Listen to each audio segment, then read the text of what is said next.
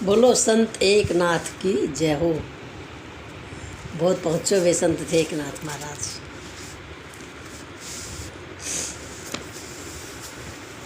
एकनाथ सच्चे वशिष्य थे और जनार्दन स्वामी एक समर्थ गुरु। एकनाथ को अपने गुरु के प्रति संपूर्ण समर्पण का भाव था। अपने गुरु को अपना सर्वस्व सौंप चुके थे। एक दिन जनार्दन स्वामी ने उनसे कहा, एकनाथ तुम्हें कुछ चाहिए तो अवश्य बता देना, मन में कोई इच्छा हो तो भी बता देना। एकनाथ ने कहा, हे गुरुदेव, मुझे कुछ भी नहीं चाहिए और मेरे मन में कोई इच्छा नहीं है। अगर इच्छा हो तो भला आपसे कैसे छिपी रह सकती है। आप तो मेरे जीवन सर्वस्व है। एकनाथ जी का जीवन विचित्रताओं से भरा था। बचपन से ही उनको गुरु की तलाश थी जो उन्हें सन्मार्ग की ओर ले जाए।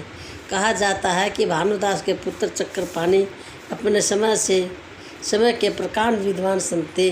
वे विद्वानों का सम्मान करते थे। एकनाथ का जन्म 1533 ईस्वी में मूल नक्षत्र में हुआ था, मोला में। ऐसे मानता है कि जो पुत्र वो जन्म लेता संतान उसके माता पिता के लिए घातक माने जाते, वो मूल नक्षत्र। तो कुछ दिनों के बाद उनके माता पिता दोनों उसके छोड़कर सदा के लिए चले गए। उनके दादा चक्रपाणी के द्वारा उनका पालन पोषण हुआ। एकनाथ जन्म से ही भक्ति पथ पर चल पड़े थे।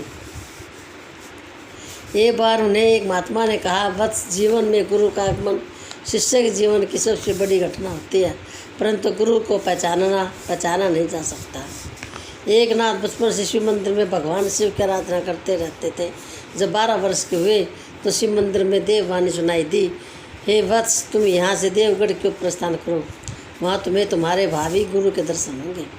वे ही तुम्हारे गुरु जनार्दन स्वामी हैं। वे ही तुम्हें विधिवत गुरु दीक्षित देकर मार्गदर्शन करेंगे। वे ही तुम्हारे जीवन को इस संसार सागर से मुक्त करेंगे। इस देववाणी को सुनकर एकनाथ एक दिन चुपचाप देवगढ़ के लिए रवाना हो गए। उन्होंने बड़ी ही व्यग्रता से पैदल चलकर उस मार्ग को तय किया। 12 वर्ष के एक बालक के लिए यह अत्यंत दुष्कर कार्य था, परंतु एकनाथ तो जन्मे ही इस उद्देश्य की पूर्ति के लिए थे। बालक एकनाथ अपने गुरु जनार्दन के स्वामी को देखकर भाव विभोर उठे और उनके चरणों में गिरकर साष्टांग प्रणाम किया। उनकी आंखें नम हो गई। वे भाव विभोर उठे। जनार्दन स्वामी को उन्हें देखते ही पता चल गया कि वे एकनाथ हैं। गुरु शिष्य को तो अपने ढंग से गढ़ता है।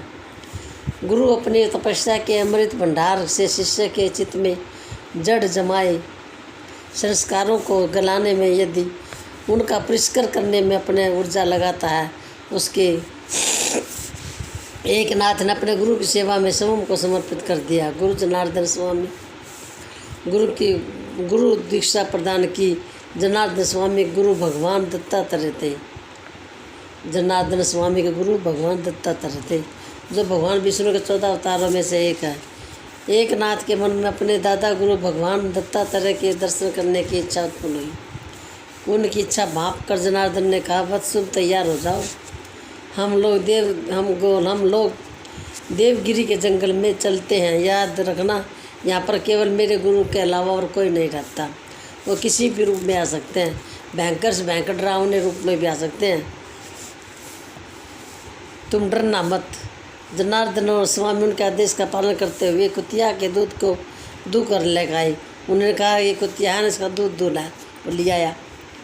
उस पागल का रूप में मिले दत्तात्रेय।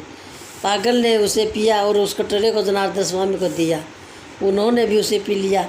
इसके पश्चात इस पागल ने कहा, जनार्दन से लड़के को इस कटोरे का दूध दे दो और शेष दूध पीने को कहो। जो उनका जूठा दूध था दोनों का, वो बड़ा से पिया दे। जनार्दन स्वामी दूध के कटोरा को एकनाथ को पकड़ा दिया। एक पल के लिए तो एकनाथ को अजीब सा लगा कि कुतिया का जूठा दूध कैसे पीऊँ। उन्हें तो तक्षण याद आ गया कि यहाँ दादा गुरु के अलावा कोई नहीं है। यदि आए कि मंत्र, अपने गुरु के बात याद आई कि मंत्र अक्षर नहीं होता, गुरु से इंसान नहीं होता, गुरु कैसा भी हो सकता है, उसे सामान्य बुद्धि से समझा नहीं जा सकता, वह किसी भी रूप में दिख सकता है। एकनाथ ने अपने पुरुष का दूध पिया और झील के जल से प्रसलित करके ले आई। धो धाग लिया जल का बर्तन, अपन दूध पी लिया। पागल के प्रसन्न होने पर उसने आशीर्वाद दिया और अपने वास्तविक रूप में खड़े हो गए। वे ही दत्तात्रेय भगवान थे। दत्तात्रेय प्रसन्न होकर बोले, वत्स तुम